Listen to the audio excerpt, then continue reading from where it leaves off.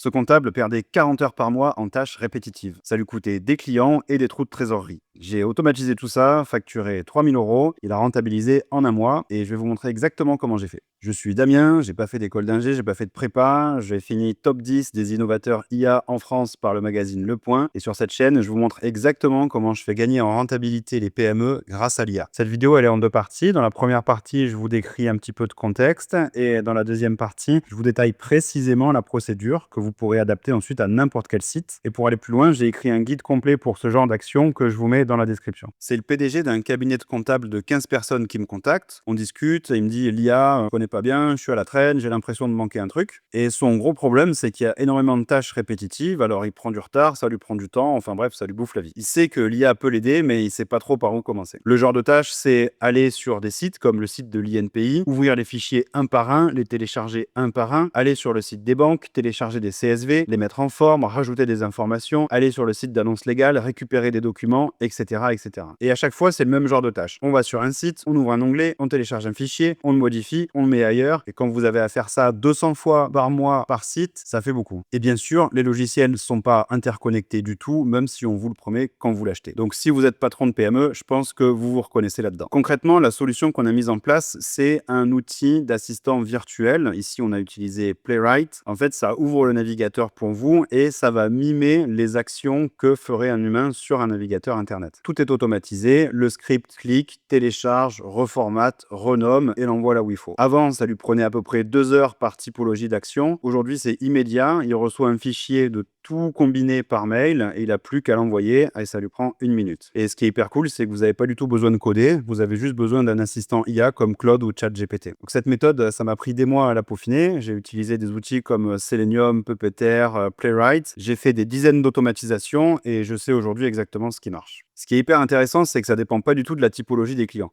Ça peut être une PME dans n'importe quel secteur qui a n'importe quel outil à automatiser. La méthode reste toujours la même. Je vais vous montrer exactement comment je fais. Donc la première étape, c'est de lister toutes les étapes qu'on fait manuellement. Et la deuxième étape, ça va être d'envoyer ça avec un prompt optimisé que je vais vous montrer. Et puis on itère grâce à ce prompt jusqu'à avoir le résultat final. Donc les étapes sont les suivantes. Je vais sur le site de l'INPI, donc compte-client.inpi.fr. Je mets mon numéro de client et mon identifiant et je clique sur me connecter. Ensuite, j'ai besoin de sélectionner les bonnes dates. Alors, je vais cliquer sur tout et je sélectionne les dates. Donc, en l'occurrence, du 1er décembre au 31 décembre. Donc, les dates qui correspondent au mois dernier. Je clique sur rechercher et là, on voit que j'ai 28 opérations à télécharger, une par une. Donc, c'est un petit mois, il y en a que 28. Donc, on va cliquer sur duplicata. Ça ouvre une nouvelle fenêtre. Je télécharge. Je le mets dans le dossier qui va bien. Bon, en l'occurrence, j'ai pas besoin de le préciser ici, on le précisera à l'opération automatique. Je ferme l'onglet et je fais ça pour tous les autres duplicata. Quand j'ai fini cette page, je clique sur suivant jusqu'à ce que j'ai plus de pages. Donc ça, c'était les étapes que je fais manuellement. Donc ces étapes que je fais manuellement, il faut que je les liste. Et après, je vais les mettre dans un prompt. Vous allez voir, ça va être hyper efficace. Il est 11h22, je vais commencer à lister les étapes et on va voir à quelle heure je finis. Donc les étapes, elles sont là. Aller sur le compte client, mettre l'identifiant, etc., etc. Donc j'ai vraiment listé exactement ce que je voulais. Il y avait une petite subtilité ici, c'est que télécharger le PDF et le renommer, c'est vachement important pour le client parce que lui, quand il le fait, ça télécharge le PDF toujours avec le même nom. Alors il le renomme à la main, il y a des erreurs, c'est plus long, etc. Donc maintenant, j'ai listé toutes mes étapes. Maintenant, ce que je vais faire, c'est que je vais utiliser le prompt optimisé que je vous montre ici, qui va permettre en fait de exactement faire ce qu'on veut de manière hyper confortable. Évidemment, on aurait pu le faire en promptant des heures et ça vous aurait un peu cassé la tête. Mais avec mon prompt qui est hyper optimisé, vous allez voir, ça va être instantané. Alors le prompt, c'est le suivant. Objectif, créer un script Playwright pour exécuter les actions qui sont listées en bas du prompt, donc exactement ce que j'ai mis. Les fichiers sont à mettre dans ce dossier et on le fait étape par étape et à la fin de chaque étape, on ne ferme pas le navigateur, on le laisse ouvert pour si on doit débugger. Particularité technique observée, le PDF s'ouvre dans un autre onglet. Ici, vous pouvez mettre aussi par exemple qu'une des particularités, c'est qu'il y a un clavier numérique. Vous savez, un clavier virtuel numérique, comme il y a sur le site des banques parfois, où les chiffres sont mis aléatoirement. Ça, Playwright va aussi très bien le gérer. Ou alors, comme particularité, on peut dire qu'il va y avoir des cookies qui vont être demandés. Des contraintes, le script doit fonctionner sur Mac et Windows. Une seule commande à copier-coller pour exécuter. Ça, vous allez voir, ça va nous simplifier la vie au maximum. Donc, le format de réponse attendu, c'est ça. C'est une seule commande. Donc, comment Claude, en fait, ou ChatGPT, ou ce que vous voulez utiliser, va vous répondre. Il va vous répondre une seule commande qui va créer le fichier censé être là pour automatiser la tâche et lancer le script. Comme ça, vous n'avez pas à aller dans votre LLM faire copier, ouvrir le fichier local, le coller, lancer le script, etc. Non. Là, ici, vous aurez une seule commande, copier-coller, et bam, c'est parti. Et ensuite, inclure dans la réponse, si jamais Playwright n'est pas encore installé, bah, dites à l'utilisateur de faire ça, installer Playwright comme ça. Allez, c'est parti. Je copie-colle le prompt dans Claude, et on y va. Donc moi, je me suis créé un dossier INPI qui, pour l'instant, est vide. Et on va voir ce que nous a dit Claude là-dessus. Parfait, Damien. Je vais te créer le script Playwright, étape par étape. D'abord, exécute cette commande pour installer Playwright dans le dossier. OK, je le prends. J'ouvre un terminal et j'exécute la commande. Donc là, j'ai même pas besoin de me mettre dans le dossier. Il me met directement dans le dossier. Ici, ça veut dire on se place dans le dossier et on fait ça. On n'a pas besoin du tout de savoir ce que c'est un terminal ici. On a juste besoin de savoir l'ouvrir. C'est tout ce qu'on a besoin. Pas besoin d'être technique. Ok, donc ça c'est bien installé. On va passer à la deuxième partie. Script complet. Une fois l'installation terminée, voici la commande unique qui exécute et crée le script. Donc cette commande, si on la regarde, encore une fois, c'est pas obligé de la regarder, mais qu'est-ce qu'il va faire? Il va créer un fichier JavaScript, mettre le code dans ce fichier et en plus exécuter. On va le prendre et on va le mettre dans notre terminal, on va voir ce qui se passe. Donc là, vous voyez, j'ai une nouvelle fenêtre Chrome qui s'ouvre et j'ai pas les mains sur le clavier. Il est allé sur le site de l'INPI, il a mis mon identifiant, mon mot de passe, il a cliqué sur se connecter. Donc déjà, il a tout fait hyper bien, il n'y a pas besoin de trop l'aider. Et ensuite, on lui a demandé d'aller cliquer sur tout, il l'a fait, et de mettre les dates. Et là, on voit qu'il s'en sort pas. Et là, c'est hyper intéressant parce qu'il va pas s'en sortir à tous les coups. Donc je vais vous montrer comment on fait pour l'aider quand il s'en sort pas. Donc si on retourne dans le terminal, on voit qu'il y a une erreur en fait. Il y a une erreur, c'est un timeout parce qu'il a attendu 30 000 millisecondes et puis il s'est rien passé. Donc il y a une erreur où ça, aux dates du mois précédent. Et on va voir un petit peu qu'est-ce qui s'est passé. Il n'a pas réussi à mettre les dates du mois précédent. Et c'est là en fait qu'on va l'aider. Donc ce qu'on va faire, c'est qu'on va aller, moi je suis avec Chrome sur Mac, mais il faut ouvrir l'inspecteur. Donc vous allez dans Outils pour développeurs et vous faites Outils pour développeurs ici. Et là en fait, vous allez cliquer sur l'endroit où vous auriez cliqué pour faire ça. Par exemple, si c'est tout, vous allez cliquer sur le petit rond. Et ici, si c'est les dates, bah, vous allez cliquer ici. Vous faites Inspecter. Ça vous ouvre ce truc un peu impinable qui est vraiment pour les développeurs. Et c'est pas la peine de vraiment comprendre ce qui se passe. En revanche, ce qu'il faut faire, c'est de regarder où est-ce qu'il y a un truc qui s'appelle le bouton. Alors, bouton, c'est B-O-U-T-O-N ou aussi B-T-N. Donc ici, je vois qui est là. Vous voyez, B-T-N. Tac, c'est le bouton, c'est là où je clique. Donc je ferme ça, je copie, CTRL-C, tout simplement, pomme-C sur Mac. Je le mets là et je recopie aussi l'erreur qu'il y a dans le navigateur, qu'il y a dans le terminal, pardon, pour lui montrer qu'on a un petit souci. Tac. Et là, en fait, il va corriger son script. Et après, j'aurai une seule ligne de commande à exécuter, donc un seul copier-coller à faire pour corriger le script. Alors là, il dit, alors je vois, le site utilise un date picker personnalisé, blablabla. Donc on suit un peu ce qu'il nous dit. Des fois, il va nous renvoyer un script complet. Des fois, il va nous dire de faire quelques actions. Et donc en attendant, il me dit de faire clic droit sur le champ de date, fait inspecter et copier le HTML des dates. Donc en fait, quand j'ai copié-collé le bouton, ça lui a pas forcément plu. Mais quand il y a un problème, il y a toujours trois méthodes. La première, c'est de faire comme on a fait, d'ouvrir l'inspecteur et de copier juste ce petit bout ici. Le deuxième, en fait, c'est plutôt que de copier le petit bout ici, on va copier tout le code de la page. Donc on va dans Présentation, Outils pour les développeurs, Code source.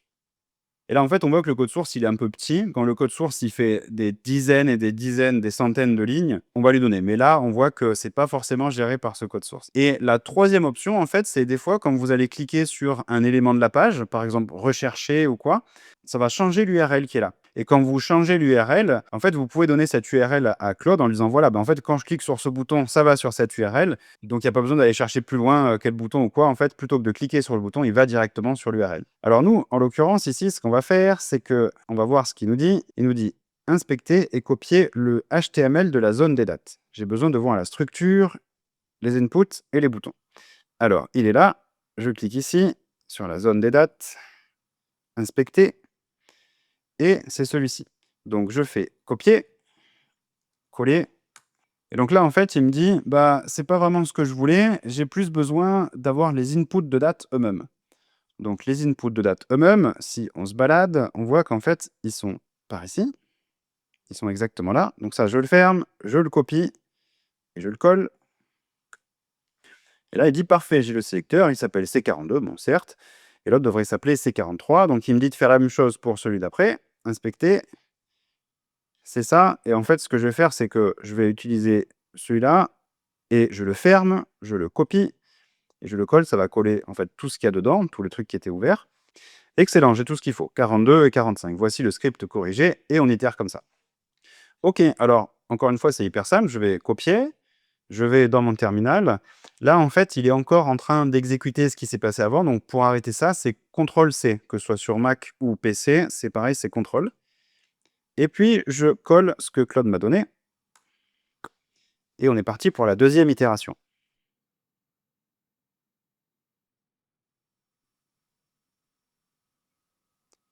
Ah, donc là, on voit bien qu'il arrive à sélectionner les dates. Il va cliquer sur rechercher si tout se passe bien. Et là, on voit, c'est encore une fois intéressant, il n'a pas trouvé rechercher. Mais c'est pas grave, on va simplement lui donner. Donc on fait exactement comme tout à l'heure. Clic droit sur rechercher. Je peux faire clic droit inspecter ou comme j'ai fait tout à l'heure, outil pour les développeurs qui est ici. Et je fais inspecter sur rechercher. Et donc là, vous voyez, il y a content text, mais il n'y a pas marqué bouton. Donc on va essayer de trouver un truc qui s'appelle bouton. Voilà, ici, il y a marqué bouton. Donc je le ferme et comme ça, j'ai tout ce qu'il y avait ouvert dedans quand je copie. Je le mets là. Voilà, et là, il me dit: «Ah bah, parfait, le bouton recherché, c'était l'ID C47. Voici le script mis à jour». Je copie, je ferme ici, CTRL-C, je le colle.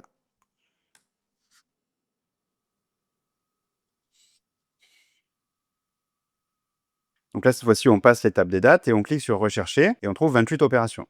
Et là, on voit qu'il y a eu un petit souci. Il m'a dit: «Ah ben génial, j'ai téléchargé 0 PDF». C'est exactement pas du tout ce qu'on voulait. Donc je vais lui dire, je vais copier ce que j'ai trouvé dans le terminal et je vais aussi aller ici, lui montrer où est-ce qu'il est le bouton duplicata. Visiblement, c'est ça qu'il n'a pas trouvé. Donc présentation, outils pour les développeurs. Clic droit sur duplicata, inspecter, et je regarde où est-ce qu'il y a bouton. Là, il n'y a pas bouton, naninana, c'est toujours bleu, hein. Donc là, il y a bouton, OK. Je ferme ça, je le copie, je le colle. Et voilà, il me dit: «Ah, les duplicata sont des boutons et pas des liens, naninana». On continue, il nous renvoie une version du script. Et on peut aller voir un petit peu ce qui s'est passé dans mes documents. Donc dans mes documents, en fait, vous voyez que dans mon dossier INPI, maintenant j'ai les modules qui sont là pour télécharger et faire les actions, et j'ai mon script qui est là. Dans mon dossier INPI, finalement, j'ai mon script qui est ici. Ça, c'est le script qui est exécuté, où il y a marqué cliquez ici, cliquez là. Et ça, en fait, ce sont les modules qui sont liés à Playwright. Donc c'est là qu'a été enregistré Playwright. OK, alors on est bon pour duplicata. CTRL-C, on lui remet.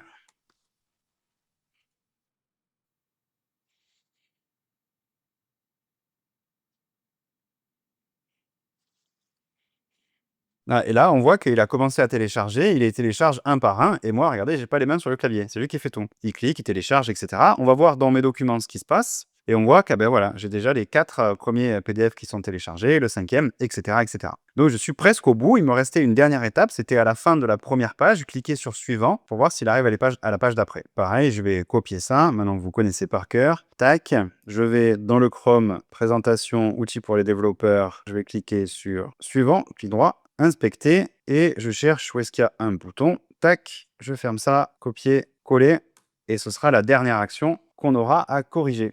On relance pour cette dernière action. Donc voilà, là, on voit qu'il a réussi à cliquer sur suivant. Il va faire du coup la deuxième page et on va s'arrêter là. Et voilà, on a fini, on a terminé. Regardez, c'est pas beau ça? Il est 11h46. On a mis 26 minutes à faire tout de A à Z, installer les dépendances, créer le script, etc. C'est presque moins de temps que ce qu'aurait mis la personne pour télécharger les fichiers un à un, les renommer, se tromper une fois ou deux, etc. Et si je vais dans mes documents, ben, on voit bien que j'ai mes 28 fichiers PDF INPI qui sont là. Ce prompt optimisé, j'ai mis un bout de temps à le faire parce que des automatisations comme ça, j'en ai fait des dizaines et des dizaines. Que ce soit pour des outils à moi internes que j'utilise ou alors pour des clients, c'est hyper pratique. Et donc, ce qu'il faut comprendre aussi, c'est que ça peut s'inscrire dans une optique d'automatisation plus ambitieuse. Donc là, on a un site. Imaginez qu'on en ait 10 à faire tous les mois, ou 20 ou 30. La personne, elle aura juste un clic à faire et tout est fait automatiquement pour elle. Ça lui évite de s'arracher les cheveux et ça lui fait gagner du temps. Ce qu'il faut savoir aussi, c'est que ce genre de site peut évoluer, hein. Les développeurs du site peuvent mettre à jour le site. C'est quand même assez rare pour les sites administratifs, mais ça peut arriver. Donc, à prendre ça en compte quand vous le faites pour vous ou quand vous le faites pour un client, il y aura forcément un petit peu de maintenance à faire. Voilà, ce projet, vous avez vu, en 26 minutes, on l'a terminé. Vous pouvez très bien facturer ça 500 000 euros, je sais pas, suivant le ROI qu'a le client à faire ça. Et surtout, si vous en faites une dizaine ou une vingtaine avec lui, ça va vraiment l'aider et lui changer la vie. Donc, c'est pas une automatisation au sens N8N, parce que de toute façon, les sites des banques ou les INPI, etc., n'ont pas d'API. On peut pas les automatiser via N8N, malheureusement. Mais c'est un type d'automatisation qu'on peut bien faire et franchement, qui a un ROI immédiat et qui est vraiment concret et actionnable directement par l'utilisateur. Tout ce que je vous ai montré et plus, c'est dans le guide que je vous mets dans la description. Et en fait, dans ce guide, vous allez voir, il y a du coup le prompt optimisé que j'ai utilisé dans l'exemple et qui s'adapte à tous les cas. Il y a aussi comment résoudre la plupart des erreurs qu'on peut avoir et aussi, surtout, comment installer chez le client. J'espère que ce petit tuto vous aura plu. Si vous êtes patron de PME, freelance qui travaille auprès des PME ou simplement curieux de l'IA, n'hésitez pas à suivre la chaîne. Ici, on va montrer des tutos, des nouveautés et surtout des cas d'usage concrets que j'ai fait avec mes clients et comment je cherche des clients en IA. N'hésitez pas à vous abonner et on se voit à la prochaine. Ciao.